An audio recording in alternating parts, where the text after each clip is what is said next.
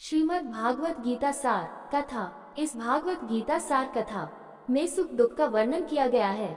इस भागवत गीता में मानव के लिए हर अच्छे और बुरे कर्मों का वर्णन दिया गया है। दोस्तों, आप सभी चैनल को सब्सक्राइब लाइक करते हैं, जिसमें आप लोगों को कुछ नहीं मिलता, पर इस चैनल पर जीने की राह और ज्ञान भरी बातें मिलती है। तो आपसे निवेदन है कि हमारे चैनल को आप सब सपोर्ट करें और हौसला दें कि हम आप लोगों के लिए अच्छा ज्ञान, अच्छी बातें और अच्छे राह पर चलने के लिए अच्छा ज्ञान आप सबके लिए पहुंचाता रहूं। नमस्कार मित्रों, आप सबका हमारे चैनल पर स्वागत है। दोस्तों, इस चैनल पर सारे वेदों का ज्ञान मिलेगा। भगवत गीता अध्याय 5 श्लोक 26। कामक्रोध वियुक्ताना यतीना यच्चेतसाम अभितो ब्रह्म निर्वाण वर्ते विदितात नाम। काम क्रोध वियुक्ताना यतिना यच्चेतसा अभितो ब्रह्म निर्वाण वर्ते विदितात्मानम। काम इच्छाएं, क्रोध वियुक्तानाम मुक्त व्यक्तियों की, यतिनाम साधु पुरुषों की, यच्चेतसाम वे आत्मसिद्ध व्यक्ति जिन्होंने अपने मन को वश में कर लिया है, अभिता सब ओर से, ब्रह्म आध्यात्मिक, निर्वाणम भवसागर से मुक्ति, वर्तिक विद्यमान है, विदित आत्मानाम आत्म साक्षात्कार प्राप्त व्यक्तियों की। काम क्रोध वियुक्ताना यतिन यच्चेतसा अभितो ब्रह्म निर्वाण वर्ते विदितात्मानम।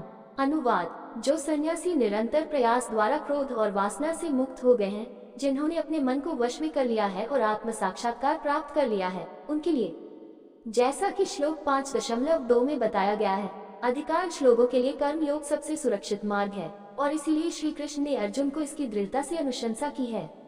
हालांकि जो व्यक्ति वास्तव में संसार से विरक्त है, उसके लिए कर्म संन्यास भी उपयुक्त है। यह इस मायने में लाभदायक है कि इसमें समय और ऊर्जा का सांसारिक कर्तव्यों में कोई विचलन नहीं होता है और व्यक्ति स्वयं को पूरी तरह से आध्यात्मिकता के अभ्यास के लिए समर्पित कर सकता है। इतिहास में कई सिद्ध सन्यासी हुए हैं। श्री कृष्ण कहते हैं कि ऐसे सच्चे कर्म सन्यासी भी तेजी से प्रगति करते हैं और हर जगह शांति का अनुभव करते हैं। इच्छा और क्रोध की इच्छाओं को खत्म करके और अपने मन को वश में करके वे इस जीवन और परलोक दोनों में पूरी शांति प्राप्त करते हैं। हम अक्सर यह गलतफहमी पाल लेते हैं कि हमारे जीवन में शांति की कमी के लिए बाहरी परिस्थितियां जिम्मेदार हैं और हम उस दिन की आशा करते हैं जब परिस्थितियां मन की शांति के लिए अनुकूल हो जाएंगी। हालांकि शांति बाहरी परिस्थिति पर निर्भर नहीं है, ये शुद्ध इंद्रियों, मन और बुद्धि का उत्पाद है। सन्यासी अपने मन और विचारों को भीतर की ओर मोड़कर बाहरी परिस्थितियों से स्वतंत्र होकर अपने भीतर शांति का सागर पाते हैं और फिर आंतरिक तंत्र को व्यवस्थित करके वे हर जगह एक ही शांति का अनुभव करते हैं और इसी दुनिया में मुक्त हो जाते हैं। भगवत गीता अध्याय 5 श्लोक 27-28। स्पर्शान् कृत्वा बहिर्बाह्यांश्च चक्षुश्चैवान्त्रे भ्रुवो प्राणापानो समो कृत्वा नासाभ्यन्तरचारिणो यतेन्द्रियमनो बुद्धिर्मुनिर्मोक्षप्रायन् विक्तेच्छा भयक्रोधो यः सदा मुक्तः स। स्पर्शान् कृत्वा बाह्यांश्च चक्षुश्चैवान्तरे भ्रुवो प्राणापानो समो कृत्वा नासाभ्यन्तरचारिणो यतेन्द्रियमनो बुद्धिर्मुनिर्मोक्षपरायन् विक्तेच्छा भयक्रोधो यः सदा मुक्तः स। स्पर्शान इंद्रियों द्वारा संपर्क, कृत्वा करते हुए, बहिर बाहर, बाह्यान बाह्य, चक्षु नेत्र तथा एक निश्चय ही, अंतरे बीच में, भ्रुव भुवों के, प्राण अपानो आने जाने वाले श्वासों को, समो बराबर, कृत्वा करते हुए, नासा अभ्यंतर नासिका के भीतर, चारणों चलते हुए, यत नियंत्रित इंद्रियों को, मना मन, बुद्धि बुद्धि, मुनि मुनि, मोक्ष मुक्ति, परायण समर्पित, विगत मुक्त, इच्छा इच्छाएं, भय डर, क्रोध क्रोध, यह जो सदा सदैव मुक्त मुक्त इव निश्चित रूप से सह वह व्यक्ति। स्पर्शं कृत्वा बाह्यांश्च चक्षुश्चैवान्तरे भ्रुवो प्राणपनो समो कृत्वा नासाभ्यन्तरचारिणो यतेन्द्रिय मनो बुद्धिर्मुनिर्मोक्षपरायन् विक्तेच्छा भयक्रोधो यः सदा मुक्तः सः।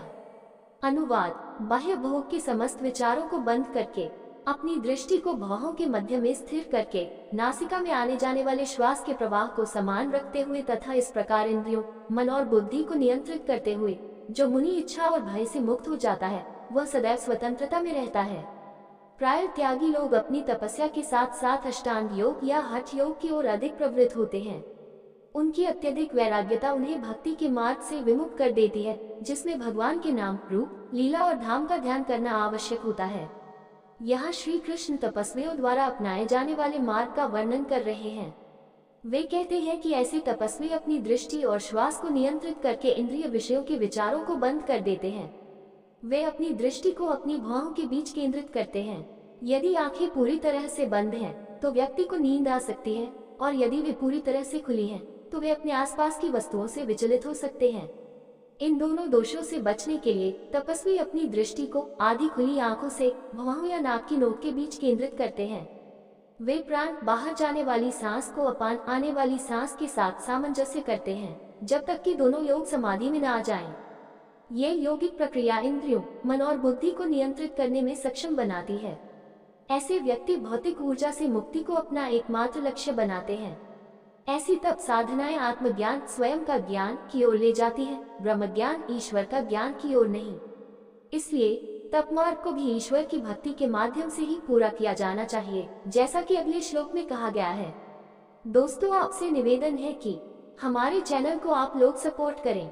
ये वीडियो अच्छा लगा हो तो लाइक, शेयर, सब्सक्राइब जरूर करें। धन्यवाद।